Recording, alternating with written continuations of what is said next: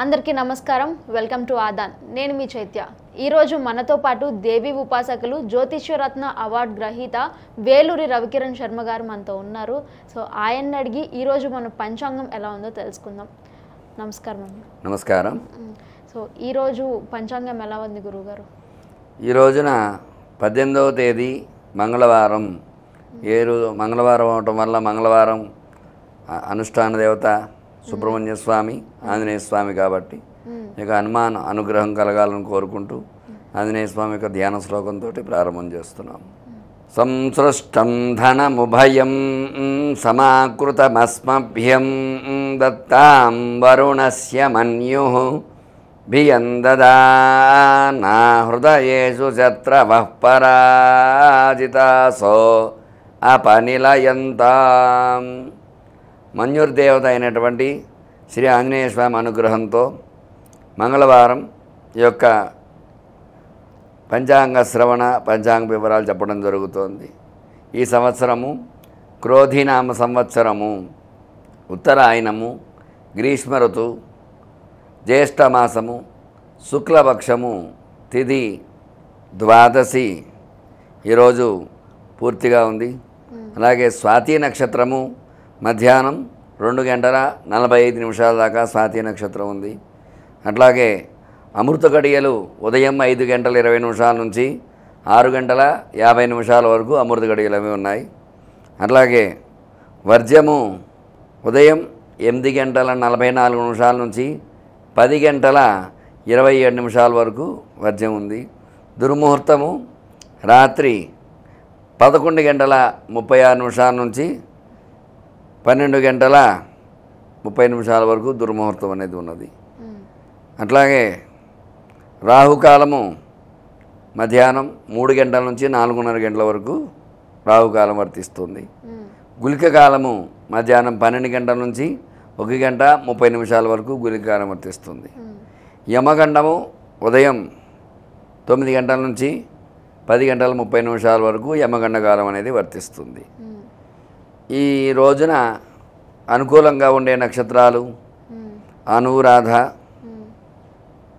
విశాఖ, మూల, ఉత్తరాషాఢ, ధనిష్ట, పూర్వాభాద్ర, ఉత్తరాభాద్ర, అశ్విని, కృత్తిక, మృగశిర, పునర్వసు, పుష్యమి, మఖ, ఉత్తర, చిత్తా నక్షత్రం వాళ్ళందరికీ కూడా ఏ పని చేసినా అనుకూల యోగాలు అనేవి వస్తాయన్నమాట. ప్రతికూల నక్షత్రాలు ఈ రోజున జ్యేష్ఠ, పూర్వాషాఢ, శ్రవణం, శతభిషం, రేవతి, భరణి, రోహిణి, ఆరుద్ర, ఆశ్లేష, పూబ, హస్త నక్షత్రం వాళ్ళకి ఇవి ప్రతికూల నక్షత్రాలు. వీళ్ళకి తారాబలం అది కూడా కలవట్లేదు.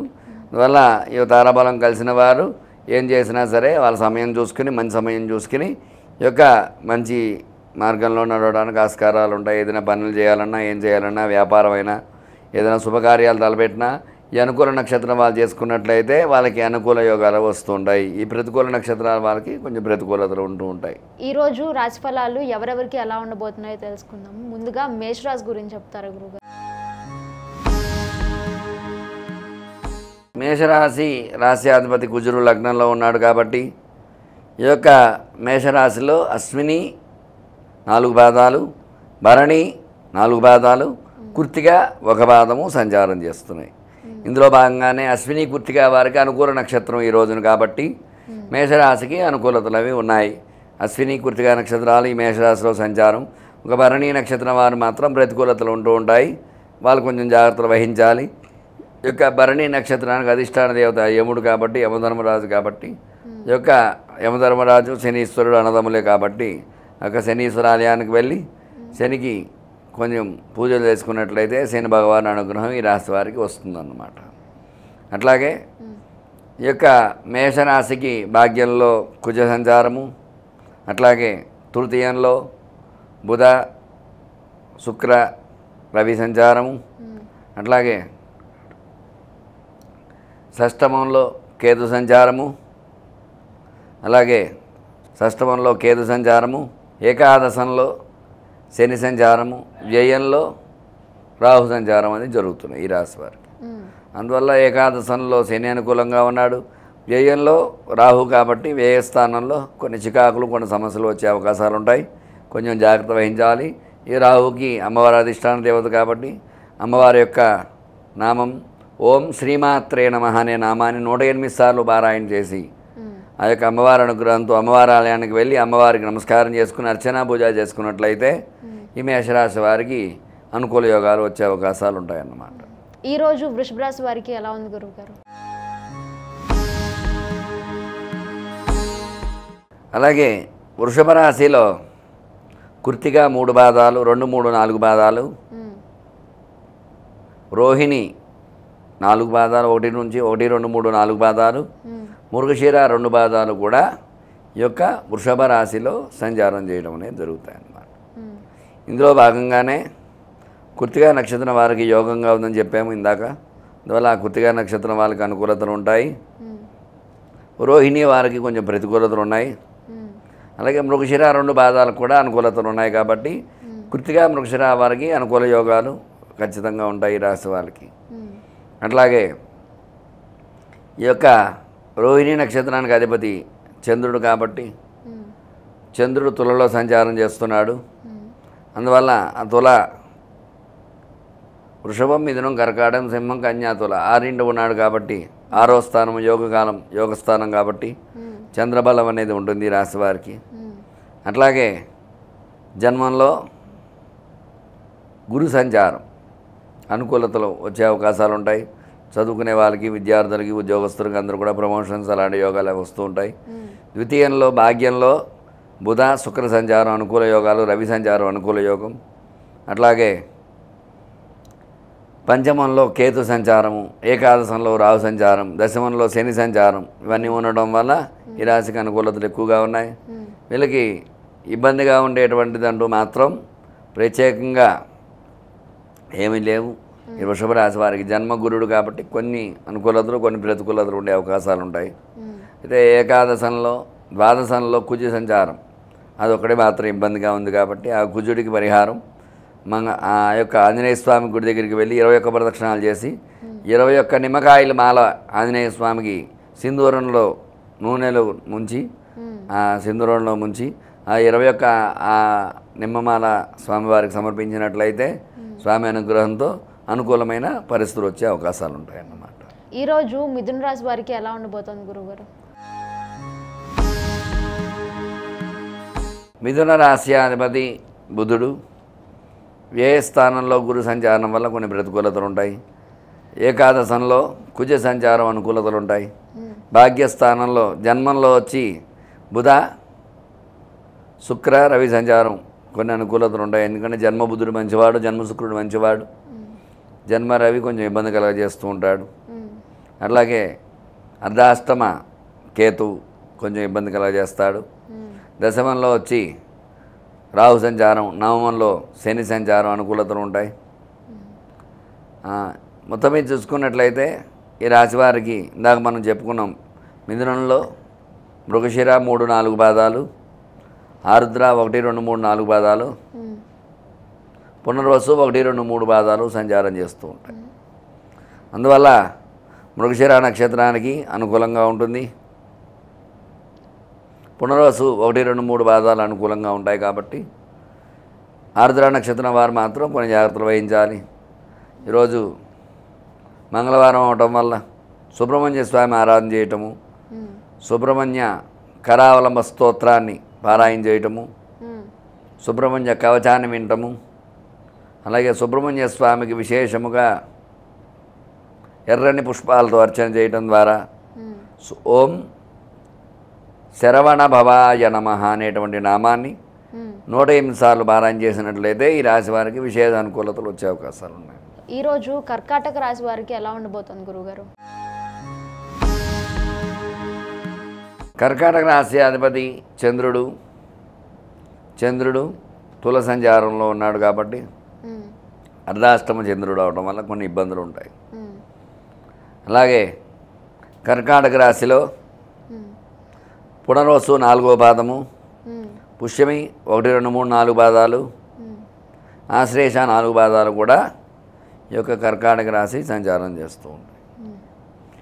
ఈ కర్కాటక రాశ్యాతు తృతీయ స్థానంలో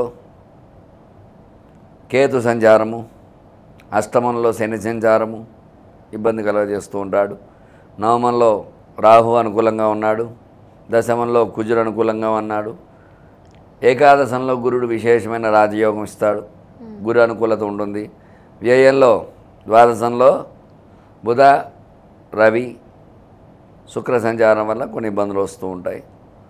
వీళ్ళకి మొత్తం మీద చూసుకున్నట్టయితే ఈ యొక్క అష్టమ శని వ్యయ బుధ రవి శుక్రులు వల్ల కొన్ని ఇబ్బందులు వస్తుంటాయి. కాబట్టి వీళ్ళు నవగ్రహాల చుట్టూ విశేషముగా ప్రదక్షిణ 9 ప్రదక్షిణాలు చేసి ఓం బుధాయ నమః అని 17 సార్లు, ఓం శుక్రాయ నమః అని 20 సార్లు, ఓం రవయ్య నమః అని 6 సార్లు ఆ ప్రదక్షిణ చేసినట్లయితే విశేషమైన యోగాలు వచ్చే అవకాశాలు ఉంటాయి వీరికి.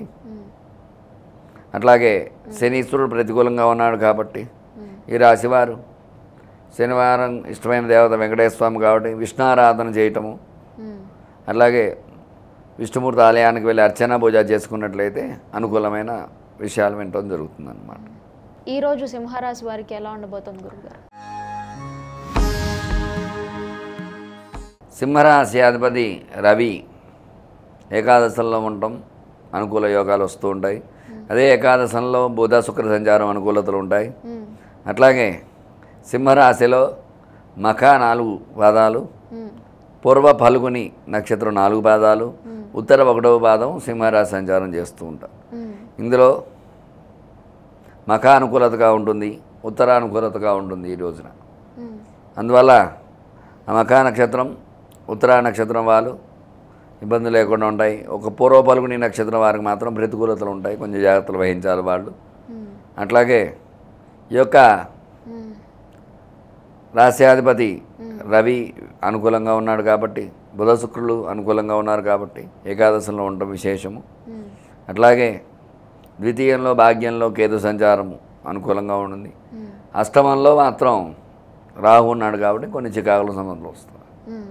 ఈ రాహు అధిష్టాన దేవత దుర్గామ్మవారు. అట్లాగే నవమంలో కుజుడు అనుకూలంగా ఉన్నాడు, దశమంలో గురుడు అనుకూలంగా ఉన్నాడు. ఈ యొక్క రాహు మాత్రమే ఇబ్బందిగా ఉన్నాడు కాబట్టి ఈ యొక్క రాహుకి విశేషంగా 18 ప్రదక్షిణాలు చేసి విశేషంగా రాహుకి అధిష్టాన దేవత దుర్గా అమ్మవారు కాబట్టి దుర్గా స్తోత్రాన్ని పారాయణ చేసినట్లయితే అనుకూలమైన యోగాలు వస్తూ ఉంటాయి. దుర్గా అమ్మవారి గుడికి వెళ్ళి దుర్గా అమ్మవారి పూజ చేసుకుని అమ్మవారి గుడికి వెళ్ళి అర్చనా పూజ చేసుకున్నట్లయితే అమ్మ అనుగ్రహంతో విశేషమైన అనుగ్రహం పొందే అవకాశం ఉంటుంది. ఈరోజు కన్యా రాశి వారికి ఎలా ఉండబోతుంది గురుగారు?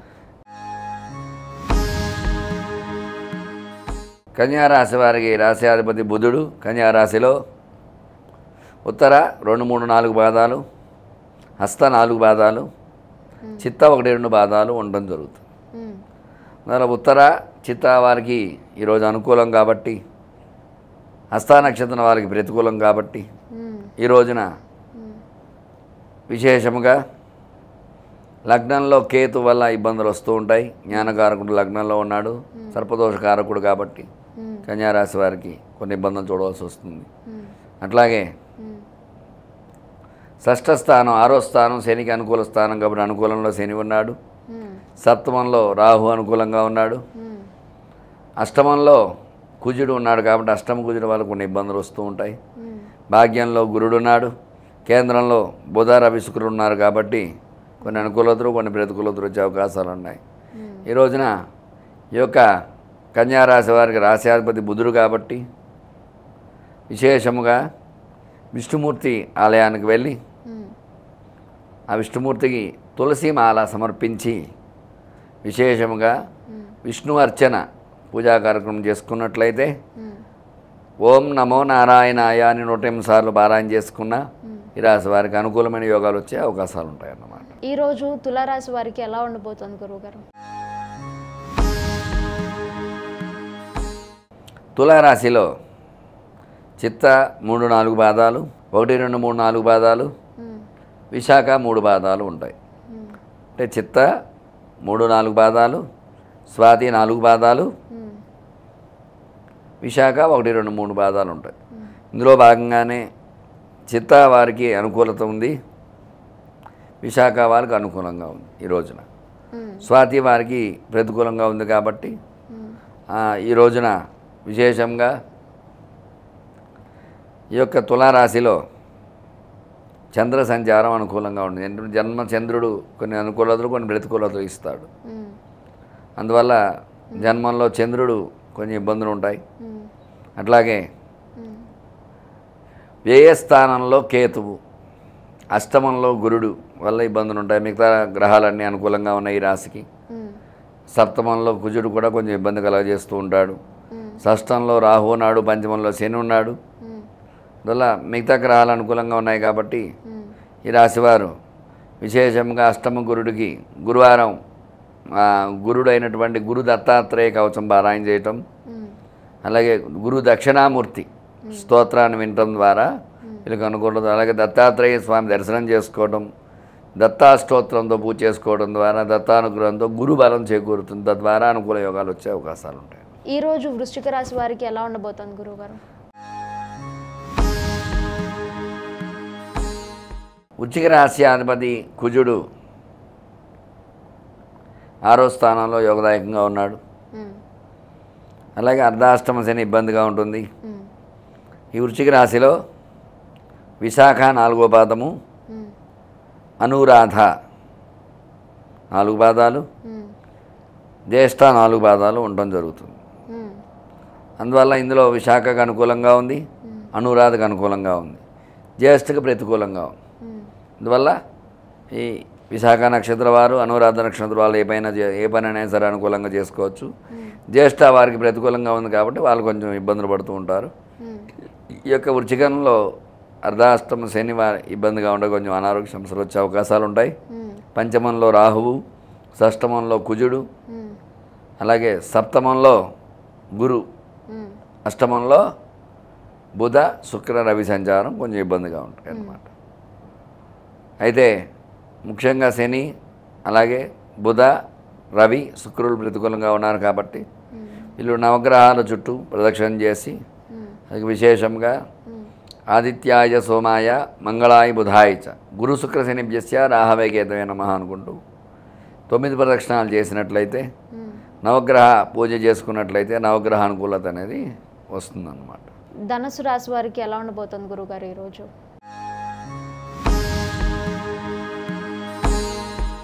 ధనురాశ్యాధిపతి గురుడు ధనురాశిలో మూల 4 పాదాలు, 1 నుంచి 4 పాదాలు, పూర్వాషాఢ 4 పాదాలు, ఉత్తరాషాఢ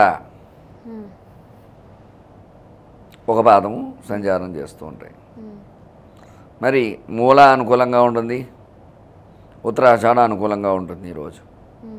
పూర్వాషాఢకి ప్రతికూలంగా ఉంది కాబట్టి ఈ మూలా నక్షత్రం వారు, ఉత్తరాషాఢ నక్షత్రం వారు ఏ పని చేసుకోవడైనా తారాబలం అనుకూలంగా ఉంది కాబట్టి ఏదైనా ముందుకు వెళ్ళచ్చు. పూర్వాషాఢ వారికి తారాబలం ప్రతికూలంగా ఉంది కాబట్టి కొన్ని ఇబ్బందులు ఉంటాయి, దానికి పరిహారాలు చేసుకోవాల్సి వస్తుంది పూర్వాషాఢ వారు. అయితే ధనురాశి అధిపతి గురుడు 6వ స్థానంలో సంచారం వల్ల కొన్ని ఇబ్బందులు వచ్చే అవకాశాలు ఉన్నాయి, కొన్ని అనుకూలతలు ఉండే అవకాశాలు ఉన్నాయి. అట్లాగే అర్ధాష్టమ రాహు ఇబ్బంది కలగజేస్తాడు, దశమంలో కేతు అనుకూలంగా ఉన్నాడు, తృతీయంలో శని అనుకూలంగా ఉన్నాడు, పంచమంలో కుజుడు అనుకూలంగా ఉన్నాడు. ఈ యొక్క అర్ధాష్టమ రాహు ఇబ్బందిగా ఉన్నాడు కాబట్టి అమ్మవారి యొక్క విశేషమైనటువంటి అమ్మవారి అష్టోత్తరంతో కుంకుమార్చన చేసుకున్నట్లయితే అమ్మవారి అనుగ్రహం అది కలుగుతుంది. అమ్మవారి యొక్క నామము విశేషముగా కొన్ని నామాలు ఉంటాయి. ఈ లలితా సహస్రనామంలో విశేషమైనటువంటి నామాలు మహారాజ్ఞే నమః అనేటువంటి నామం విశేషంగా ఉంది కాబట్టి ఆ మహారాజ్ఞే నమః అనేటువంటి నామాన్ని 108 సార్లు ఓం మహారాజ్ఞే నమః అంటే ఆ అమ్మవారి నామం తెలిసినట్లయితే వాళ్ళకి అమ్మవారి అనుగ్రహం అది కలిగి అనుకూలతలు వచ్చే అవకాశాలు ఉంటాయి అన్నమాట. ఈరోజు మకర రాశి వారికి ఎలా ఉండబోతుంది గురుగారు? మకర రాశిలో ఉత్తరాషాఢ 2, 3, 4 పాదాలు, శ్రవణం 4 పాదాలు, ధనిష్ట 1, 2 పాదాలు ఉంటాయన్నమాట. ఇందులో భాగంగానే ఉత్తరాషాఢ వారికి అనుకూలం ఉందని చెప్పుకున్నాం, ధనిష్టకు అనుకూలంగా ఉంది చెప్పుకున్నాం. శ్రవణ నక్షత్రం వారికి మాత్రం తారాబలం ప్రతికూలంగా ఉంది కాబట్టి శ్రవణ నక్షత్రం వారు కొంచెం దోష పరిహారం చేసుకున్నట్లయితే అనుకూలతలు వచ్చే అవకాశాలు ఉంటాయి. అట్లాగే ధనురాశ్యాధిపతి గురుడు పంచమంలో ఉండడం అనుకూలంగా ఉంటుంది. అర్ధాష్టమ కుజుడు వల్ల కొంచెం ఇబ్బందులు వస్తూ ఉంటాయి. అట్లాగే ద్వితీయంలో భాగ్యంలో శని సంచారం, తృతీయంలో రాహు సంచారం అనుకూలంగా ఉంటుంది. అట్లాగే షష్ఠ స్థానంలో బుధ, రవి, శుక్రుడు అనుకూలంగా ఉన్నారు. అలాగే నవమ స్థానంలో విశేషంగా కేతు అనుకూలంగా ఉన్నారు. ఆ యొక్క తులలో చంద్ర సంచారం కొంచెం ప్రతికూలంగా ఉంది. ఈ రాశికి మొత్తం మీద చూసుకున్నట్లయితే కుజుడు అర్ధాశ్రమంలో ఉండడం వల్ల కొన్ని ఇబ్బందులు వస్తూ ఉంటాయి కాబట్టి కుజుడికి విశేషంగా అధిష్టాన దేవత సుబ్రహ్మణ్య స్వామి కాబట్టి సుబ్రహ్మణ్య స్వామికి అభిషేకం చేసుకున్నట్లయితే విశేషమైన అనుకూలతలు వచ్చే అవకాశాలు ఉంటాయన్నమాట. వీళ్ళు ఓం సుబ్రహ్మణ్యాయ నమః అనేటువంటి నామాన్ని 108 సార్లు పారాయణ చేసినట్లయితే సుబ్రహ్మణ్య అనుగ్రహం కలిగి అనుకున్న కోరికలు నెరవేర్చుకునే అవకాశం ఉంటుందన్నమాట. ఈరోజు కుంభరాశి వారికి ఎలా ఉండబోతుంది గురుగారు? కుంభరాశి వారికి రాశ్యాధిపతి శని జన్మంలో ఉన్నాడు. కుంభంలో ధనిష్ట 3-4 పాదాలు, శతభిషం 1, 2, 3, 4 పాదాలు, పూర్వాభాద్ర 1, 2, 3 పాదాలు సంచారం చేస్తూ ఉంటాయి. ఇందులో భాగంగానే ధనిష్ట అనుకూలంగా ఉంది, పూర్వాభాద్ర అనుకూలంగా ఉంది. శతభిషం మాత్రం తారాబలం ప్రతికూలంగా ఉంది కాబట్టి శతభిషం వారు కొన్ని యొక్క నియమాలు పాటించాల్సి వస్తుంది. అట్లాగే ఏలినాడు శని ప్రభావం వెలుకుంటుంది. లగ్నంలో శని ఉన్నాడు. శని భగవానుడు అనుగ్రహం వల్ల కొంచెం అనారోగ్య సమస్యలు వినే అవకాశాలు ఉంటాయి, కొంచెం జాగ్రత్తలు వహించాలి. అట్లాగే ద్వితీయంలో భాగ్యస్థానంలో రాహు ఉన్నాడు కాబట్టి రాహు అనుకూలంగానే ఉన్నాడు. తృతీయంలో కుజుడు అనుకూలంగానే ఉన్నాడు. అర్ధాష్టమ గురుడు వల్ల కూడా కొన్ని ఇబ్బందులు వచ్చే అవకాశాలు ఉన్నాయి. పంచమంలో బుధ, శుక్ర, రవి సంచారం అనుకూలంగా ఉంది. అష్టమంలో కేతు సంచారం ఇబ్బందిగా ఉంది. నవమంలో భాగ్యంలో చంద్రుడు ఉన్నాడు కాబట్టి చంద్రుడు అనుకూలంగా ఉన్నాడు. మొత్తం మీద చూసుకున్నట్లయితే ఈ రాశికి కొన్ని అనుకూలతలు, కొన్ని ప్రతికూలతలు ఎక్కువగా ఉన్నాయి. ఎక్కువగా శని, గురుడు, కేతువు ప్రతికూలంగా ఉన్నాడు కాబట్టి వీళ్ళకి విశేషంగా రాశ్యాధిపతి శని కాబట్టి వెంకటేశ్వర దీపారాధన చేసుకుని ఓం నమో వెంకటేశాయ నమః అని 108 సార్లు పారాయణ చేసి వెంకటేశ్వర స్వామి గుడికి వెళ్ళి ఆ స్వామి దర్శనం చేసుకుని అర్చన చేసుకున్నట్లయితే స్వామి అనుగ్రహం కలుగుతుందన్నమాట. మీనరాశి వారికి ఈరోజు ఎలా ఉండబోతుంది గురుగారు? మీనరాశి వారికి మీనరాశిలో విశేషంగా పూర్వభాద్ర 4వ పాదము, ఉత్తరాభాద్ర 4 పాదాలు, రేవతి 4 పాదాలు సంచారం చేస్తూ ఉంటాయి. అందువల్ల ఈ 9 పాదాల్లో ఈ యొక్క పూర్వభాద్ర అనుకూలంగా ఉందని చెప్పుకున్నాం మనం. అలాగే ఉత్తరాభాద్ర కూడా అనుకూలంగా ఉంది, రేవతి మాత్రం ప్రతికూలంగా ఉంది. అందువల్ల రేవతికి తారాబలం అది కుదరట్లేదు కాబట్టి రేవతి వారికి కొన్ని నియమాలు పాటించాలి. ఈ పూర్వభాద్ర ఉత్తరాభాద్ర వారు కూడా జన్మంలో రాహు సంచారం వల్ల కొన్ని ఇబ్బందులు వినవలసి వస్తుంది. చికాకులు సమస్యలు వస్తూ ఉంటాయి. రాహుకు అధిష్టాన దేవత దుర్గా అమ్మవారు కాబట్టి దుర్గా అమ్మవారి అనుగ్రహం కోసం దుర్గా అష్టోత్తరంతో అమ్మవారి కుంకుమార్చన చేసుకోవడం విశేషంగా ఉంటుంది రాహుకి. అట్లాగే వ్యయంలో శని సంచారం వల్ల కొన్ని ఇబ్బందులు వస్తూ ఉంటాయి.